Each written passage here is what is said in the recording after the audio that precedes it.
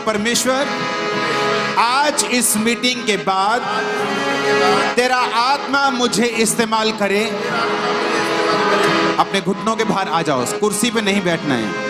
जब तक कि तुम्हारी टांगे चल रही हैं, सब कुछ ठीक है, तो अपने घुटनों के बाहर बैठो। बोलो, खुदाबंद मुझे इस्तेमाल कर,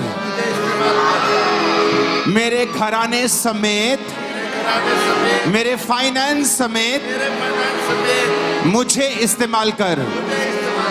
आज मैं अपनी जिंदगी समर्पित करता हूं तेरे आगे। प्रभु यीशु मसीह के सामर्थी नाम में हम मांगते हैं, आमीन। ऊंचा ये आशीष आपकी है चर्च। हालेलुया। मैं ये चाहता हूं कि मैं आप लोगों के लिए प्रेयर करूं कि परमेश्वर का आत्मा आपको अपनी स्पिरिट से, अपनी अनॉइंटिंग से आज भरे। उससे पहले एक वचन मैं आपको देना चाहता हूं।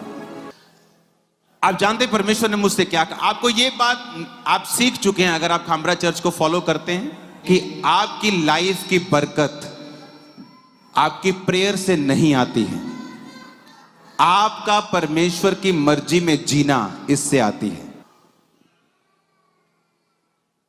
परमेश्वर ने एक सिस्टम बनाया कि परमेश्वर मूसा से बात करेगा, मूसा हारून से बात करेगा, हारून राजा से बात करेगा, पब्लिक से बात करेगा, और जो कुछ परमेश्वर कहेगा ये लोग उसकी सुनेंगे और बरकत को पाएंगे। हाँ या ना? पौलुस ने क्या कहा? एक कलीसिया को पौलुस ने कहा, अब मेरा परमेश्वर तुम्हारी हर घटी को महिमा सहित मसीह यीशु में पूरा करेगा। किसके सहित? महिमा सहित के बेइज्जती सहित। कई बार आपको 10,000 यूरो की जरूरत है तो मिल तो जाते हैं, लेकिन बेइज्जती होती है। यार तू फिर आ गया मंगन। कितने मेरी बात को समझ रहे हैं? लेकिन परमेश्वर ने कहा तुम्हारी हर घटी को मैं महिमा सहित। किसको बोला? उस कलीसिया को बोला जो कलीसिया अपनी घटी में भी पौलुस के मिशनरी कामों में उसका साथ देती थी। सारे क्रिश्चियंस को यह वचन नहीं बोला गया।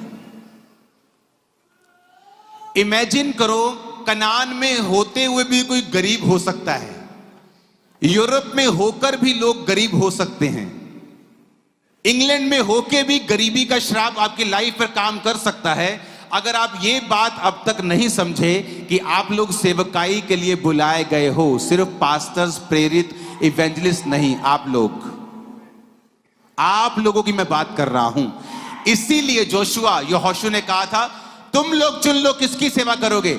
मैं अपने घराने समेत यहोवा की सेवा करूंगा। क्या किसको बोला उसने? 70 प्रधानों को बोला? नो, पूरी पब्लिक को उसने एड्रेस किया। आज क्रिश्चियंस अपने घरों में स्ट्रगल कर रहे हैं, अपने फाइनेंस में स्ट्रगल कर रहे हैं, अपनी सेहत में स्ट्रगल कर रहे हैं। क्यों? क्योंकि आपकी लाइफ के ऊपर परमेश्वर की सेवकाई का ग्रेस नहीं है। आप परमेश्वर की सेवकाई में नहीं हो। आपको लगता है कि पास्टर सेवा करेगा, मैं सिर्फ चर्च जाऊंगा उसको सिरदर्दी देने के लिए कि पास्टर साहब इस हफ्ते आप मेरे घर क्यों नहीं आए, आपने मेरा फोन पिक क्यों नहीं किया। और यही वजह है कलीसिया आशीष कमाने की बजाय श्राप कमा रही है और स्ट्रगल कर रही है। क्या आपको कोई फर्क लगता है? आपका पड़ोसी जो मसीह में नहीं है उसकी लाइफ के संघर्ष आपकी लाइफ से कम है। क्या आपको लगता है कि परमेश्वर ने आपको इस काम के लिए चुना? नहीं। उसने कहा मैं तुम्हें दूसरी कौमों से श्रेष्ठ बनाऊंगा, मैं तुझे दूसरों से उत्तम बनाऊंगा, मैं तुम्हारे रास्तों को साफ करूंगा, मैं तुम्हें उत्तम दाख दूंगा, मैं तुम्हें उत्तम तेल दूंगा, तुम्हारी लाइफ की हर एक चीज मैं तुम्हें बेस्ट से बेस्ट प्रोवाइड करूंगा, क्योंकि तुम मेरी सेवा कर रहे हो। लेकिन क्या हम सेवा कर रहे हैं या नहीं? अगर हम डायरेक्ट इनडायरेक्ट किसी प्रकार की सेवकाई में नहीं हैं, तो बाइबल बताती है कि परमेश्वर को हमें ब्लेस करने का कोई भी रीजन नहीं है। आपकी प्रेयर से आप सिर्फ ब्लेस नहीं होते, मैं आपको फिर बता रहा हूं। इसीलिए most of the prayers are unanswered, वो आंसर्स नहीं लेके आती। रीजन रॉन्ग प्लेटफॉर्म से की गई हैं, रॉन्ग पोजीशन से की गई हैं। जब मेरी लाइफ का मकसद परमेश्वर की महिमा करना होगा कि परमेश्वर मुझे चंगा कर, मैं तेरे नाम की गवाही दूंगा, मुझे फाइनेंशियली ब्लेस कर, मैं तेरे क्रूसेड्स को स्पॉन्सर करूंगा, मैं तेरे कामों को स्पॉन्सर करूंगा, प्रभु मेरी लाइफ में ये काम कर, मैं तेरी महिमा के लिए इस्तेमाल करूंगा। लेकिन ऐसा नहीं है। मुझे पैसा इसलिए चाहिए मेरी बेटी की अच्छी शादी हो सके, मुझे पैसा इसलिए चाहिए कि मैं रेंटल हाउस से बाहर निकलकर अपना घर खरीद सकूं, मुझे पैसा इसलिए चाहिए ताकि मेरा बेटा बेटी अच्छी तरह से पढ़ सके, अच्छे कॉलेज में जा सके। लेकिन परमेश्वर की महिमा करने का मेरा कोई भी इरादा नहीं है। इसीलिए आपकी सिरदर्दी, परमेश्वर की सिरदर्दी अभी तक नहीं है। आप जानते हैं जिस यूरोप में आप बैठे हैं, यहां पहला प्रचार पतरस के द्वारा पहुंचा था। जब 120 लोगों के ऊपर पेंटिकोस्टल के दिन पवित्र आत्मा उतरा था, तो बाइबल कहती है इस इलाके के लोग भी उस भीड़ में मौजूद थे, जो ये देख रहे थे कि ये कौन सी भाषा बोल रहे हैं। उसके बाद आपके इस यूरोप में जो प्रचार पहुंचा वो पौलुस के द्वारा पहुंचा। पौलुस ने प्रीच किया और बाइबल कहती है पौलुस ने क्या कहा। उसने कहा, मैं और मेरे बाकी सब साथी तुम्हारी ऊपर भार डाल सकते थे, कलीसिया से अपना खर्चा निकाल सकते थे, पर मैं निर्बलों के लिए निर्बल बना, यहूदियों के लिए यहूदी बना, ताकि बहुत से लोगों को खींच लेके आ सकूं। Hallelujah, hallelujah. कहता जब मैं यहूदियों के पास गया, मैं यहूदियों के जैसा बना, ताकि यहूदियों को खींच लेके आऊं। मैंने चर्च के ऊपर भार नहीं डाला, मैंने तुम्हारे से तनख्वाह नहीं ली, मैंने टेंट सिल के अपने और अपने साथियों के पेट को पाला, ताकि सुसमाचार के काम में बढ़ती हो सके। अगर आज आप यूरोप में देखेंगे तो बहुत हाई परसेंटेज लोग क्रिश्चियंस हैं, और वो बीज पौलुस के द्वारा और पतरस के द्वारा डाला गया था। Hallelujah, hallelujah. आज कलीसिया ब्लेस क्यों नहीं है?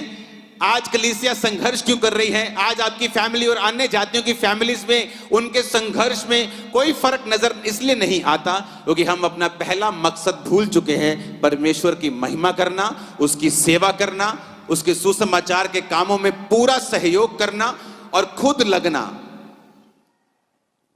हालेलुया। इस मीटिंग के बाद ब्लेस्ड होंगे, मैं आपको बता रहा हूं, क्योंकि आप लोग ये बात समझ जाएंगे कि आपकी प्रेयर्स ब्लेसिंग को लेके नहीं आएंगी। परमेश्वर की योजना के नीचे जब आप उसकी ग्लोरी के लिए जीना शुरू कर देंगे, आपकी लाइफ में ब्लेसिंग्स एंटर करेंगे। जब आपकी लाइफ परमेश्वर के कामों के लिए डेडिकेट हो जाएगी और आप सेवा के लिए अपनी लाइफ, अपना परिवार, अपना फाइनेंस परमेश्वर को दे देंगे, आपको ब्लेसिंग मांगने की जरूरत नहीं पड़ेगी। आप जहां जाएंगे ब्लेसिंग आपका पीछा करेगी। कोई काम आपका विफल नहीं होगा, फेल नहीं होगा। आमीन ऊंचे वाला चाहिए चर्च। खुदा का काम करना आपकी पर्सनल रिस्पॉन्सिबिलिटी है। क्या है आपकी पर्सनल रिस्पॉन्सिबिलिटी? किसकी रिस्पॉन्सिबिलिटी है? हमारी, आपकी, आपके पास्टर की नहीं। परमेश्वर ने मुझसे कहा, जितने पास्टर्स यूरोप में प्रीच कर रहे हैं, जितने पास्टर्स यूके में प्रीच कर रहे हैं, वो पंजाबी में प्रीच मत करें। वो इंग्लिश में प्रीच करें, वो इटली में प्रीच करें, वो इटालियन में प्रीच करें, वो डच में प्रीच करें, और पंजाबी ट्रांसलेशन करें, ना कि पंजाबी में प्रीच करें। वो क्यों? आपके चर्च में 20 लोग हैं, 25 लोग हैं, 30 लोग हैं, जिसमें से 27 ऑलरेडी क्रिश्चियंस हैं, और उनको लगता है आज हम संडे सरमन सुनने के लिए जाएंगे, बरकत लेने के लिए जाएंगे। और ये सबसे घटिया रॉन्ग मेंटेलिटी है क्रिश्चियन की, कि जब वो कुछ लेने के लिए चर्च में जाता है, अभी भी लेना है आपको। जीसस क्राइस्ट आपको मिल चुके, उसके कोड़े उसने आपके लिए खा लिए, ब्लड दे दिया, अभी भी आपको कुछ चाहिए, और यही कारण है हम खाली। परमेश्वर ने मुझसे कहा, और जितने यहां पे मेरे स्पिरिचुअल सन्स मैं उनको बोल रहा हूं, जब तुम अपनी चर्च में प्रीच करो, इटालियन में प्रीच करो, इंग्लिश में प्रीच करो, डच, अगर तुम जर्मनी में हो डच में प्रीच करो, उनकी भाषा में प्रीच करो। पंजाबियों को क्या करेंगे? नो, पंजाबी, तुम पंजाबी लोग बिलीवर नहीं हो, सहकर्मी हो, इस चर्च के साथी हो, हमारे सहकर्मी हो। आप जहां हो, आपको क्या लगता है? आपको आप कोई इत्तेफाक से हो, अगर परमेश्वर ने आपको पंजाब से यहां भेजा, इंडिया से यहां भेजा, आपको क्या लगता है आप इत्तेफाक से हो? क्या आप नहीं जानते आप जगत की ज्योति हो? क्या आप नहीं जानते परमेश्वर ने आपको कहा कि तुम जहां होगे लोग तुम्हारे कारण ज्योति पाएंगे, अगुवाई पाएंगे, चंगियाई पाएंगे? तुम पृथ्वी के नमक हो, क्या तुम नहीं जानते? अगर तुम पृथ्वी के नमक हो तो प्रिजर्वर की तरह काम क्यों नहीं करते? अपने पास्टर को बोलो, अगर तुम 30 लोग हो चर्च में, कि पास्टर साहब आज से हम सुसमाचार सुनाएंगे, इटालियन लोगों के पास जाएंगे, हम आप जिस भी देश में उन देश के लोगों के पास जाएंगे, आप चर्च में इंग्लिश में सर्विस करो, आप इटालियन में प्रीच करो, आप डच में प्रीच करो, हम लोगों को बचाएंगे। आप सहकर्मी हो आज से। जितनी पंजाबी चर्चेस है ना, और ये बात को फॉलो करेंगी, आप उस चर्च के, जिस चर्च के मेंबर हो, आप सहकर्मी हो, आप उनके साथ काम करेंगे इस देश को बचाने के लिए, अपने यूरोप को बचाने के लिए। जिस देश से आप आए उस देश को बचाने के लिए आप काम करोगे। और मैं आपको बता रहा हूं, सुनो मेरी बात, आने वाले समय में मैं आपको बोल रहा हूं, पंजाबी क्रिश्चियन, इंडियन क्रिश्चियन, मैं बोल रहा हूं जितने इस काम में परमेश्वर का साथ देंगे, मैं आपको बोल रहा हूं यहाँ की गवर्नमेंट्स आपका फेवर करेगी। मैं आपको बोल रहा हूं, सुनो, 2 लोग होंगे सेम देश के, सेम स्टेट के, पड़ोसी होंगे, लेकिन आप पे ऊपर बरकत होगी, दूसरे पे नहीं। मैं आपको बोल रहा हूं, परमेश्वर ने मुझे स्पेशल कहा कि इन लोगों को बोलना है कि मत प्रीच करो पंजाबी में। वो 30 लोग बचाए जा चुके हैं, वो तो बचे हुए हैं, उनको क्या बचा रहे हो? उनको शामिल करो, उनको शामिल करो। चलो आओ, हम 30 हैं, आओ प्रीच करें, चलो आओ हम निकलते हैं, चलो आओ हम जाते हैं। कितने मेरी बात को समझ रहे हैं? आज वो समय नहीं है कि आप लोग चौक पे खड़े होकर प्रीच करें, कोई नहीं सुन रहा। टिकटॉक पे जाओ, फेसबुक पे जाओ, यूट्यूब पे जाओ। वो चौक में आपको इग्नोर कर सकते हैं, बाथरूम में बैठा भी टिकटॉक पूरी देखेगा आपकी। है ना? वो प्रीच करो, वो टेस्टिमनीज उनकी लैंग्वेज में बताओ, इटालियन में बताओ, इंग्लिश में बताओ, उनकी भाषा में बताओ, फ्रेंच में बताओ, स्पेनिश में बताओ। वो टेस्टिमनीज को अपलोड करो, इंटरनेट पे जाओ, काम करो, अपने पास्टर्स का साथ दो। आप साथ देंगे, हेवन ओपन होगा आप लोगों के लिए, मैं आपको बता रहा हूं। Hallelujah, hallelujah. 2005-6 में ही, 7 में ही मैंने चर्च बनाने का फैसला कर लिया। मैंने कहा हम चर्च बनाएंगे, चर्च बनाने का फैसला कर लिया, जगह डिसाइड हो गई, नक्शा डिसाइड हो गया। आपको मालूम परमेश्वर ने क्या कहा? अभी तू चर्च नहीं बनाएगा।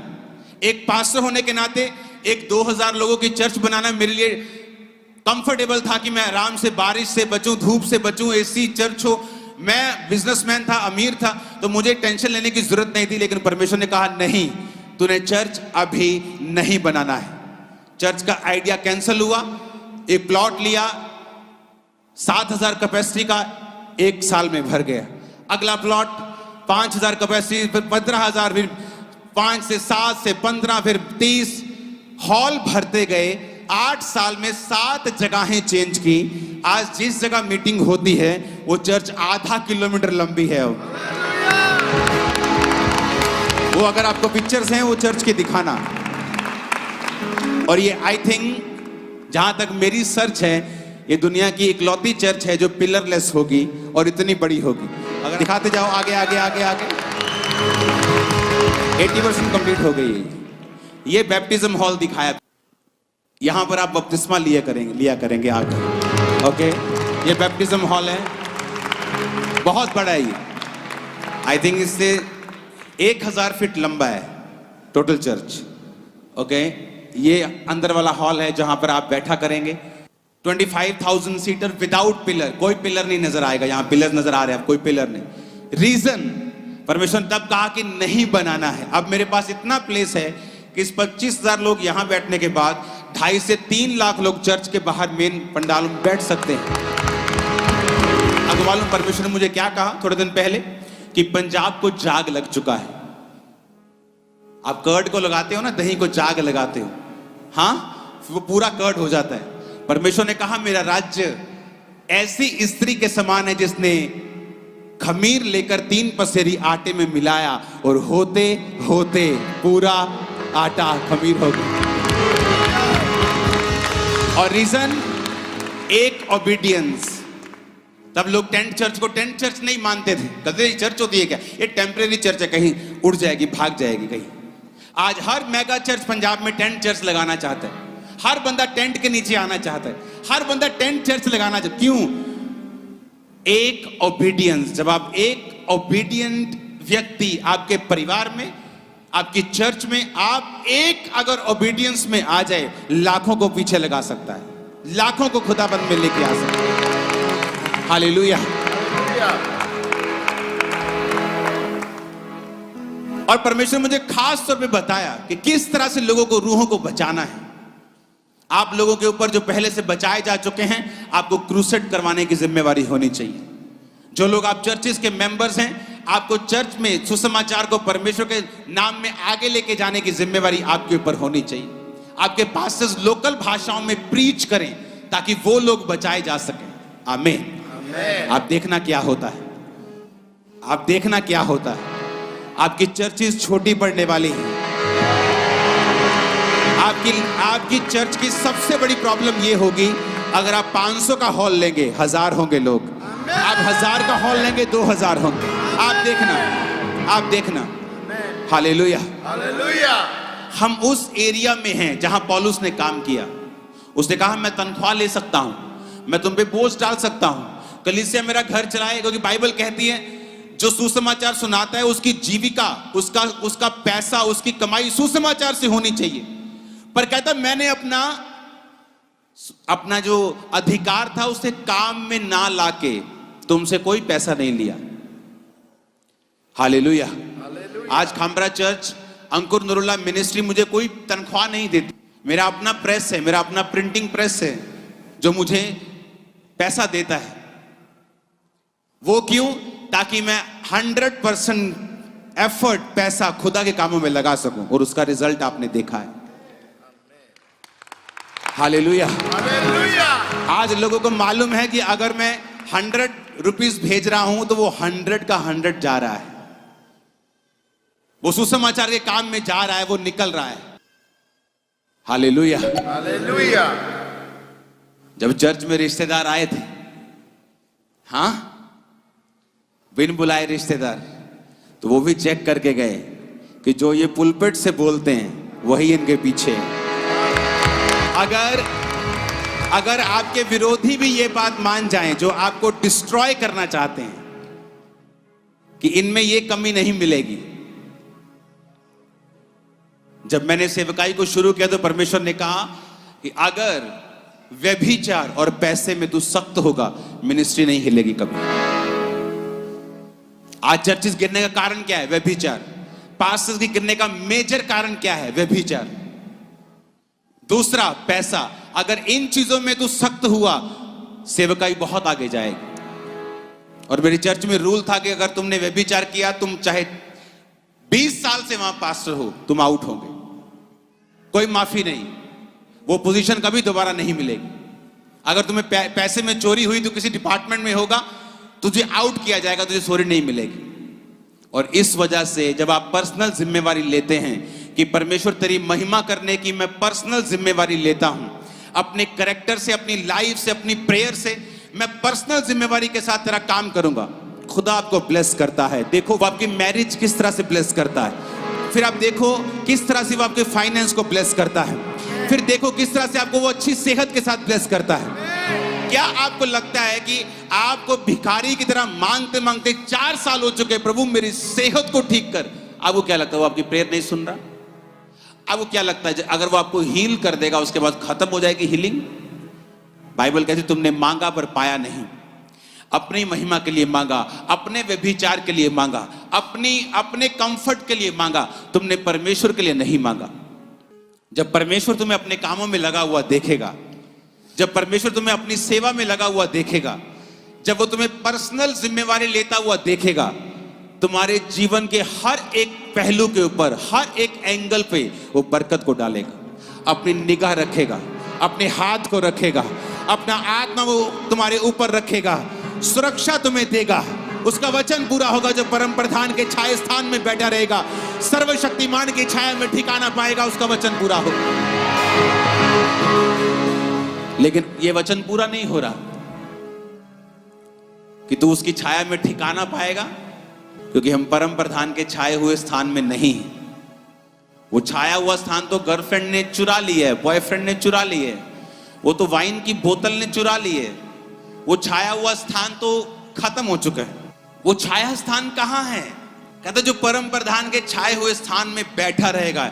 यशब, बैठने का मतलब है यशब, कि तुम्हें एक कुर्सी मिली है विश्वासी होने की, लेकिन जब तूने व्यभिचार देखा तुमने वो कुर्सी छोड़ दी। सुंदर औरत देखी, कुर्सी छोड़ दी। पैसा देखा, कुर्सी छोड़ दी। हर बंदा ईमानदार है जब तक उसको एक ऐसी ड्यूटी ना मिले जहां से वो पैसा चोरी कर सकता है। जब तुम्हें एक ऐसा काम मिले जहां तुम चोरी कर सकते हो, फिर भी तुम ईमानदार हो, फिर तुम ईमानदार हो।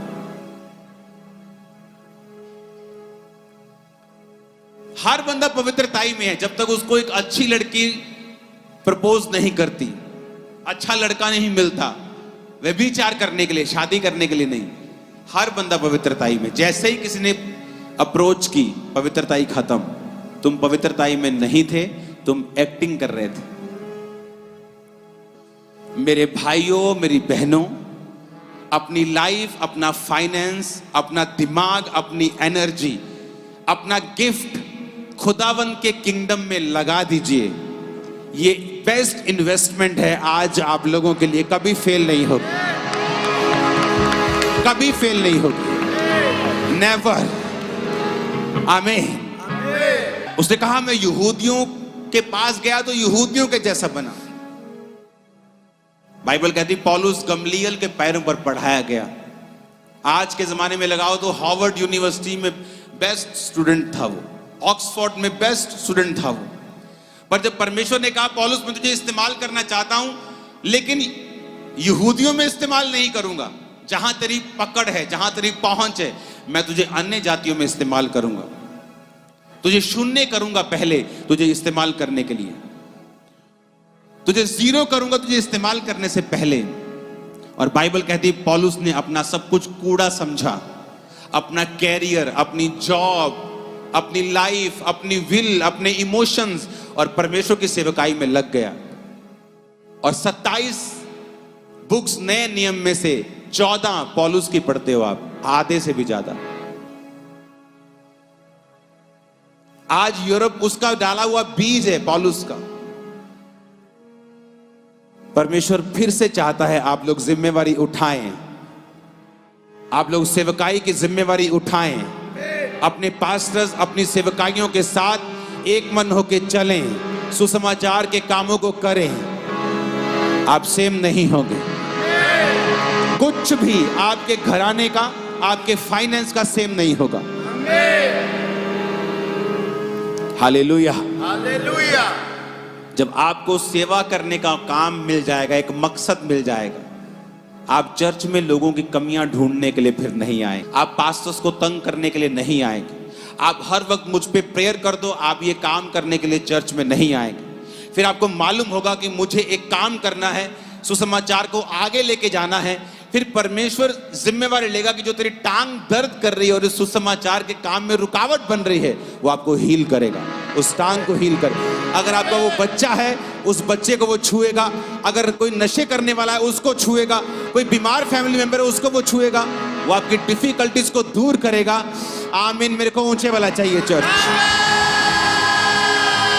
Hallelujah, hallelujah, hallelujah, hallelujah. ऊंची आवाज में हालेलुया बोलो एक बार।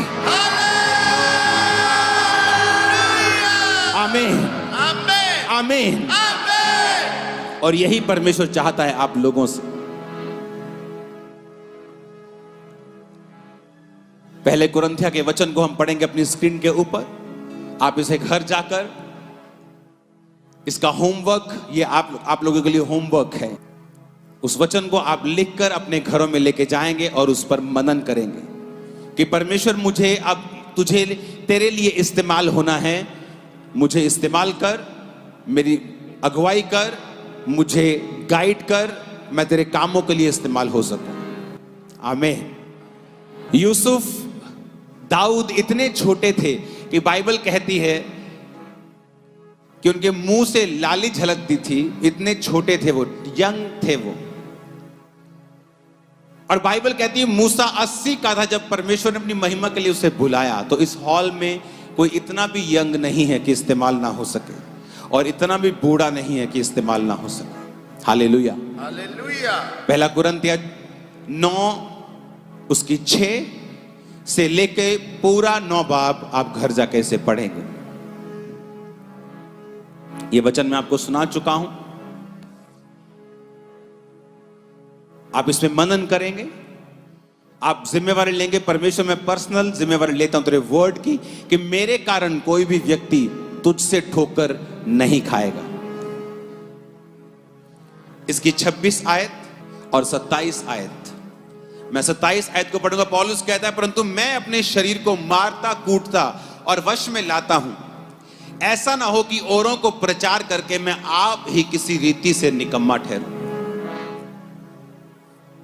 उसने कहा एज ए क्रिश्चियन जब मैं प्रीच करता हूं लोगों को, तो अपने शरीर को भी मारता कूटता और वश में लेके आता हूं। इसका मतलब पौलुस भी आपके जैसा और मेरे जैसा भी 2 आंखें 2 हाथ दिल रखने वाला मनुष्य था।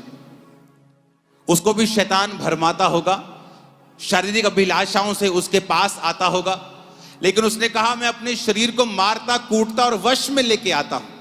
मारने कूटने का मतलब क्या है? बाइबल कहती है जीसस क्राइस्ट ने कहा अगर तू मेरे पीछे आना चाहता है अपना क्रॉस तू रोज उठाएगा। रोज क्रॉस उठाने का मतलब क्या है? रोज क्रूस उठाने का मतलब है अपने आप का इनकार करना। कि आपका बेस्ट टेलीविजन सीरियल आपके सामने है, लेकिन पवित्र आत्मा आपको प्रार्थना करने के लिए अंदर से कह रहा है, यह है अपने शरीर को मारना कूटना और वश में लाना। कि आपका विरोधी आपके सामने खड़ा है, आपका दिल करता है इसका मुंह तोड़ दूं मुक्का मार के, लेकिन उसको कंट्रोल रखना, अपने विरोधी को भी ब्लेस करना, मारना कूटना, अपने शरीर को वश में लेके आना।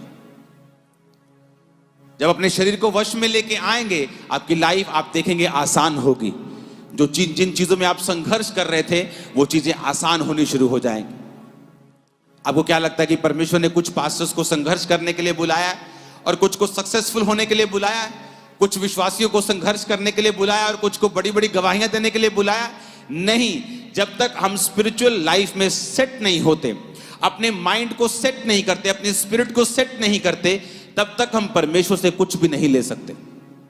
12 साल की लहू बहने वाली औरत अगर बेचारी बन के घर में बैठी रहती कि परमेश्वर जब यहां से कहीं से निकलेंगे मेरे घर के पास से तो बहन मुझे बताना, मैं जरूर जाऊंगी छूने के लिए। लेकिन जब उसे मालूम था कि जीसस क्राइस्ट को छूना आसान नहीं है, वो दूर है, वो मुश्किल है, लेकिन बाइबल कहती फिर भी वो निकली। उसी तरह से परमेश्वर का काम करना कभी भी आसान नहीं होता। अंधा जब बाइबल कहती है जब परमेश्वर उसके पास आए तो चिल्लाने लगा, परमेश्वर ने इग्नोर किया और चिल्लाया जब तक परमेश्वर ने उसकी आवाज को नहीं सुना। वो स्पिरिचुअली भी पोजीशन में था कि परमेश्वर अब मैं ये भीख नहीं मांगूंगा, तू ही मुझे छुएगा, चंगा करेगा। और जब परमेश्वर ने उसे बुलाया तो अपना कपड़ा फेंक कर, बाइबल कहती वो उठा था। वो कपड़ा जो भीख मांगने का सर्टिफिकेट था, फेंक कर उठा, जेब में डाल के नहीं उठा कि चलो जेब में डाल के चलते हैं, जीसस क्राइस्ट ने चंगा नहीं किया तो फिर से भीख मांग लेंगे। मन बना चुका था, स्पिरिचुअली पोजीशन में आ चुका था कि परमेश्वर मैं आज से तेरा बेटा हूं, राजकुमार बन चुका हूं, भीख नहीं मांगूंगा। पुकारता रहा परमेश्वर को। Spiritually position, physically position. आज स्पिरिचुअली क्या पोजीशन में है हम? अनकन्फेस्ड सिन, हेट्रेड, माफ ना करना अपने रिश्तेदारों को, उन लोगों को जिन्होंने आपके खिलाफ काम किया। इसका मतलब आप स्पिरिचुअली पोजीशन में नहीं। फिजिकली पोजीशन कि वो वहां तहां जहां जीसस क्राइस्ट फिजिकली अवेलेबल थे। आज लोगों की पोजीशन कहां है? क्या आप चर्च में हैं? जीसस ने कहा वो चर्च में लगाए जाएंगे, वे उसके भवन में रोपे जाएंगे और बढ़ाए जाएंगे। क्या आप किसी भवन में लगे हुए हैं कि नहीं? क्योंकि एक विश्वासी की जगह एक भवन में है परमेश्वर के। जो ये कह रहा है कि ऑनलाइन देख लेता हूं, जो ये कह रहा है कि नहीं जी मैं तो चर्च से फेडअप हो चुका हूं, आपको वचन पढ़ना चाहिए। बाइबल कहती, पौलुस कहता है कि कलीसियाओं की रीति के अनुसार हफ्ते के पहले दिन इकट्ठा होना ना छोड़ें। आपका मेंटर कभी परफेक्ट नहीं है क्योंकि वो परमेश्वर नहीं है। कलीसिया कभी परफेक्ट नहीं है क्योंकि जिस दिन आपने कलीसिया में कदम रखा था वो परफेक्ट नहीं रही। हालेलुया। वो परफेक्ट नहीं रही, लेकिन बाइबल कहती है, पौलुस ने कहा एक दूसरे की सह लो, एक दूसरे के साथ एक मन रहो और उसके बाद सुसमाचार के काम को करो।